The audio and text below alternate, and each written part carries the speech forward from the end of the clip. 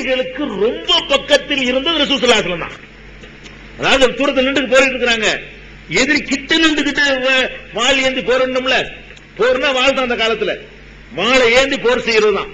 வாளை சுருட்டி கொண்டு ரசூல் ஸல்லல்லாஹு அலைஹி வஸல்லம் வாளை சுழற்ற மாதிரி யாராவது கற்பனை பண்ணிருக்கீங்களா?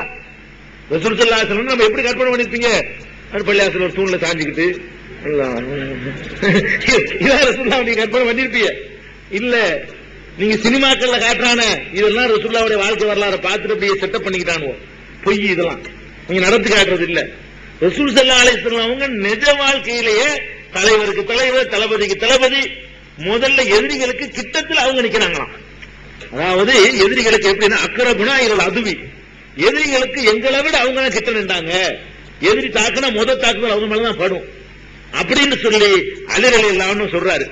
அது மாத்திரம் சொல்லல, கானவின் அசத்தின் நாசி யௌமைதின் பாசா, அன்றைய தினம் ரொம்ப மூர்க்கமாக போரிட்டவரும் நபி ஸல்லல்லாஹு அலைஹி வஸல்லம் தான்.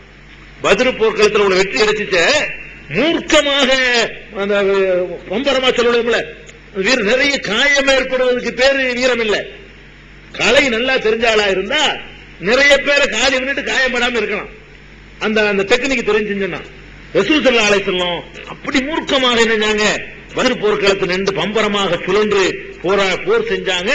அவங்க முதல்ல நின்றாங்க, எதிரிக்கு பக்கத்தில் நின்றாங்க.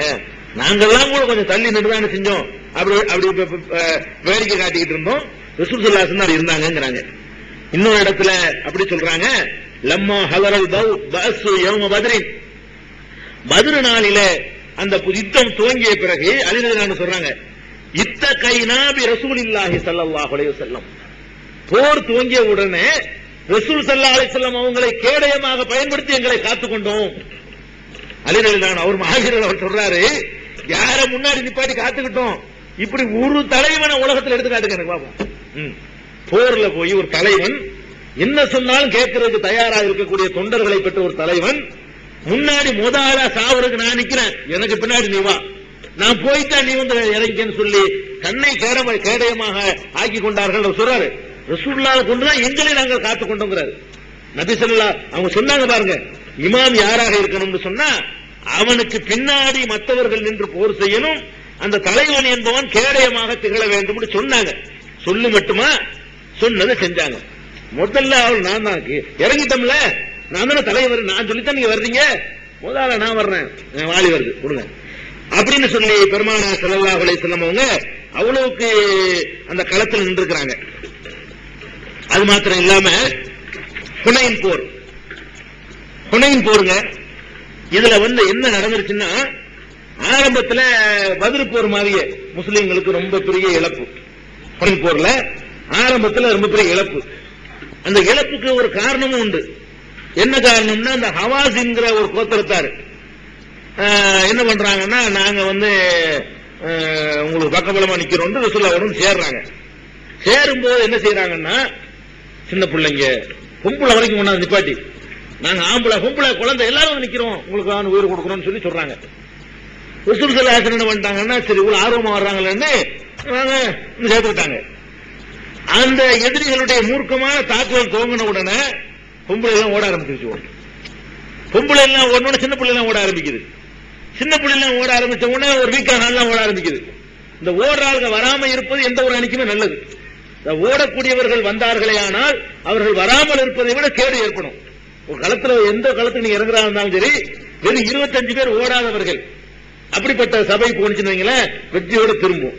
100 பேர் போய் 10 ஓடக்கூடியவர்கள் இருந்தா 90 பேர் ஓடிடுவான். இந்த 10 ஓடுறத பார்த்துட்டு நம்மளும் ஓடணுங்கிற உணர்வு சைக்காலஜிக்கு நமக்கு வந்துடும். இந்த ஓடுறவன் 2 பேர் இருந்தா போதுங்க, 90 நம்பர் கூட. வெறும் 25 பேர் ஓடாதவன் போனா ஒருத்தன் ஓட மாட்டான், நிற்பான். 100 பேர் போய் 90 ஓடாதவன் 10 பேர் ஓடுறவன் இருந்தான்னு வைங்களேன், இந்த 10 ஓட்ட முடிச்ச உடனே அதை பார்த்து என்ன செய்வான், இன்னொரு தம்பி அவன் நழுவான், அப்படியே போய் கிடத்துல 25 அளவு கூட நிக்காது. அப்படியான ஒரு சூழ்நிலை வந்து ஹுனைன் போர்ல ஏற்பட்டுருச்சு. எல்லாம் ஓடுது. அப்ப இந்த ஓடுறத பத்தி அந்த ஹுனைன்ல கலந்து கொண்டவர் பரா பின் ஆசிப் ரலியல்லாஹு தஆலா அன்ஹு ஒரு சஹாபி. அவர்கிட்ட அபூ இஸ்ஹாக்ங்கிறவர் தான் அறிவிக்கிறாரு. ஒருத்தர் வர்றாரு, பராகிட்ட வந்து கேட்கிறாரு, இந்த ஹுனைன் போர் நடந்துச்சு, அப்ப எல்லாரும் கொஞ்சம் பின்வாங்கி ஓடுனீங்கல்ல, ஓடுனீங்கன்னு அல்லாஹ் குர்ஆன்ல சொல்றாங்க. புனையும் போரை பத்தி அல்லாஹ் வரும்பொழுது நீங்க என்னங்க ஓட ஆரம்பிச்சிட்டீங்கன்னு அல்லாஹ்வே சொல்ற அளவுக்கு ஓடினாங்க. அது கன்ஃபார்மான நியூஸ். அது ஓடுறாங்க. அப்ப கேட்கிறாங்க, ரசூல் ஸல்லல்லாஹு அலைஹி வஸல்லம் விட்டு நீங்க ஓடுனீங்கல அப்படின்னு கேட்கிறாரு. கேட்ட உடனே இவர் என்ன சொல்றாருன்னு கேட்டா, யார் பரா ரலியல்லாஹு சொல்றாங்க, இந்த பொம்பளை நிப்பாட்டினோன்னு கொஞ்சம் பேர் ஓடுனது நெசம்தான், ஓடினாங்க. ஆனா ஓடாதவராக இருந்த யார் தெரியுமா? எல்லாம் ஓடுது.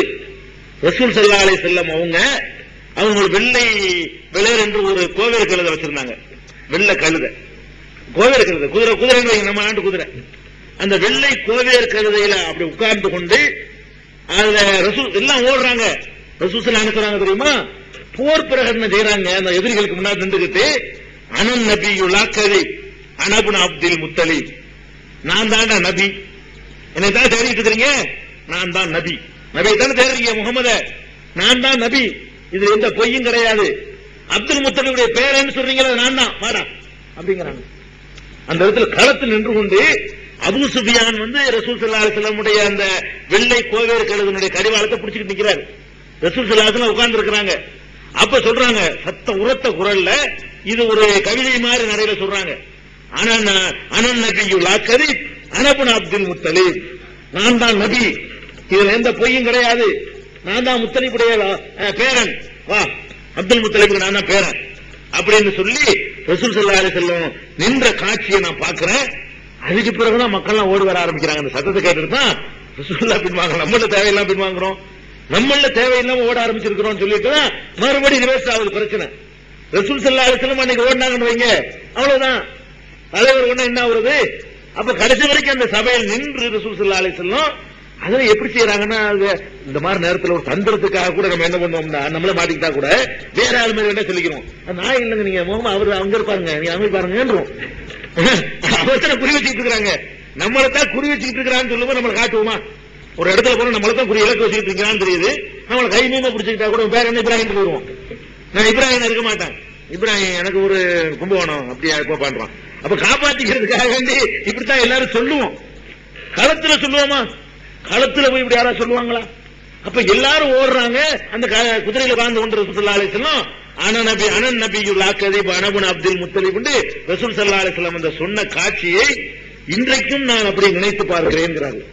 பரா பின் ஆசிப் ரலியல்லாஹு அன்ஹு அவர்கள் இது நடக்கும்போது இன்னும் வயசு கூட, இது நடக்கையில இன்னும் வயசு கூட, கூட 60 வயசு, 60 வயசு தளர்ந்து போய் வீட்டுல படுத்த படுக்கையா ஒவ்வொருத்தனும் கிடக்கக்கூடிய அந்த பருவத்துல உடலும் தளராம மனசும் தளராம துணிச்சல கொஞ்சம் கூட விடாம மரணத்துக்கு பயப்படாம சாவு வந்தா வரட்டுங்கிற அளவுல வந்ததும் சந்திப்போம், இறங்கிட்டு பின்வாங்குற விளையாட்டு கூடாது.